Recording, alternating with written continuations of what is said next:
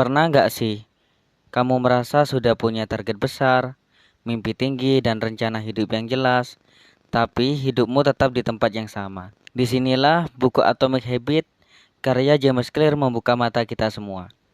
Buku ini membahas satu konsep penting, perubahan besar dalam hidup tidak datang dari langkah besar, tapi dari kebiasaan kecil yang dilakukan secara konsisten. Kata atomic sendiri berarti kecil, bahkan sangat kecil.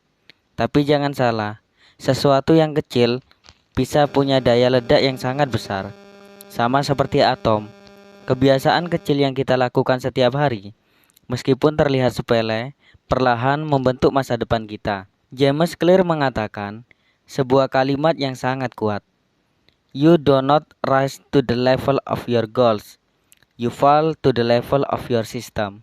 Artinya, kita tidak akan naik ke level tujuan kita, tapi justru jatuh ke level sistem kebiasaan kita yang kita miliki. Banyak orang punya tujuan yang sama, ingin sukses, ingin kaya, ingin sehat, ingin disiplin, tapi hasilnya berbeda-beda. Kenapa? Karena yang membedakan bukanlah tujuan, melainkan kebiasaan harian dan sistem hidup yang dijalani setiap hari.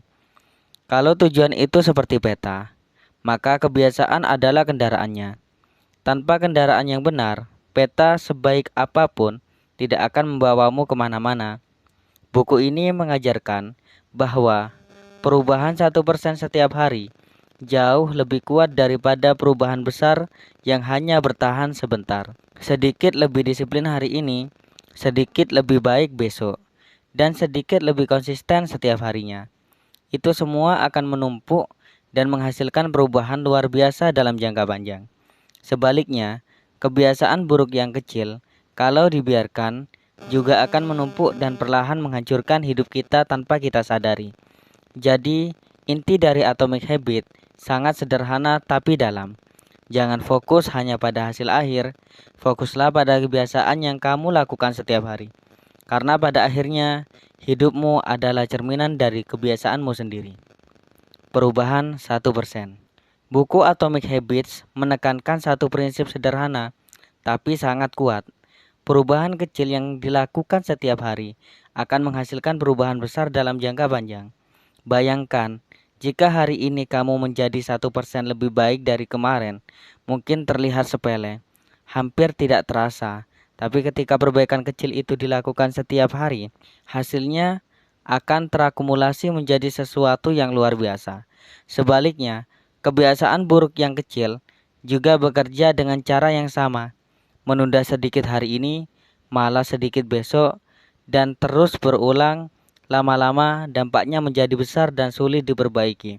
Masalahnya, banyak orang menunggu motivasi untuk berubah, padahal motivasi itu naik dan turun. Hari ini semangat, besok bisa hilang. Kalau hidup bergantung pada motivasi, maka perubahan tidak akan pernah konsisten. Disinilah Atomic Habit menekankan bahwa konsisten jauh lebih penting daripada motivasi. Lebih baik melakukan kebiasaan kecil setiap hari meskipun tanpa semangat daripada melakukan hal besar sekali lalu berhenti. Tidak perlu langsung sempurna, tidak perlu langsung besar, yang penting terus berjalan meskipun pelan. Karena pada akhirnya bukan siapa yang paling cepat yang akan berhasil, tapi siapa yang paling konsisten. Perubahan besar bukan hasil dari satu hari yang luar biasa, melainkan hasil dari hari-hari biasa yang dilakukan dengan disiplin. Identitas lebih penting dari tujuan. Salah satu pembahasan paling penting dalam buku Atomic Habits adalah tentang identitas. James Clear menjelaskan bahwa perubahan dalam hidup sebenarnya terjadi dalam 3 level. Level pertama adalah outcome, yaitu hasil akhir yang ingin kita capai. Misalnya ingin kurus, ingin kaya, ingin sukses. Level kedua adalah proses, yaitu kebiasaan dan tindakan yang kita lakukan setiap hari, seperti olahraga rutin, menabung, atau belajar secara konsisten. Dan level yang paling dalam adalah identity, yaitu siapa diri kita dan bagaimana kita memandang diri kita sendiri. Masalahnya, kebanyakan orang hanya fokus pada outcome. Mereka ingin hasil cepat, tapi lupa membangun identitas yang mendukung hasil tersebut. Padahal, perubahan yang paling kuat justru dimulai dari identitas. Bukan lagi bertanya apa yang ingin saya capai, tapi saya ingin menjadi orang seperti apa. Contohnya sederhana, daripada mengatakan saya ingin rajin olahraga, lebih baik mengatakan saya adalah orang yang menjaga kesehatan. Kalimat kedua bukan sekedar target, tapi pernyataan jati diri. Setiap kali kamu berolahraga, meskipun hanya sebentar, kamu sedang memberi bukti pada dirimu sendiri tentang siapa dirimu. Dan setiap bukti kecil itu akan memperkuat identitas tersebut. Inilah alasan kenapa kebiasaan kecil sangat penting, karena kebiasaan bukan hanya mengubah apa yang kita lakukan, tapi mengubah siapa diri kita. Jika identitasmu berubah, maka kebiasaan akan mengikuti dan hasil akan datang dengan sendirinya. Cara kerja kebiasaan. Untuk bisa mengubah kebiasaan, kita harus paham dulu bagaimana kebiasaan itu bekerja. Dalam buku Atomic Habit, James Clear menjelaskan bahwa setiap kebiasaan berjalan dalam sebuah pola yang disebut habit loop atau siklus kebiasaan. Siklus ini terdiri dari 4 tahap utama. Tahap pertama adalah pemicu. Ini adalah sinyal awal yang memberitahu otak bahwa sebuah kebiasaan akan dimulai, bisa berupa waktu, tempat, perasaan, atau situasi tertentu. Tahap kedua adalah keinginan. Bukan pada tindakannya, tapi pada hasil yang diterapkan. Misalnya, bukan ingin scroll media sosial, tapi ingin merasa terhibur. Bukan ingin merasa manis, tapi ingin merasa nyaman. Tahap ketiga adalah tindakan. Inilah kebiasaan yang terlihat secara nyata.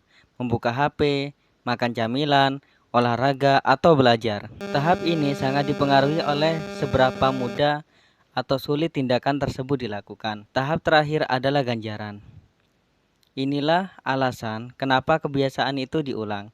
Reward memberikan rasa puas, senang, atau lega, dan otak kita akan mengingatnya sebagai sesuatu yang perlu diulang lagi di masa depan. Keempat tahap ini membentuk satu lingkaran.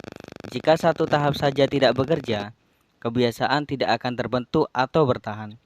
Karena itu, jika kita ingin membangun kebiasaan baik, kita tidak cukup hanya mengandalkan niat, kita harus mengelola keempat tahap ini dengan sadar. Mulai dari pemicunya, keinginannya, tindakannya, hingga ganjarannya. Saat kita paham siklus ini, kita tidak lagi melawan kebiasaan dengan emosi, tapi mengaturnya dengan strategi. Dan disitulah perubahan mulai benar-benar terjadi.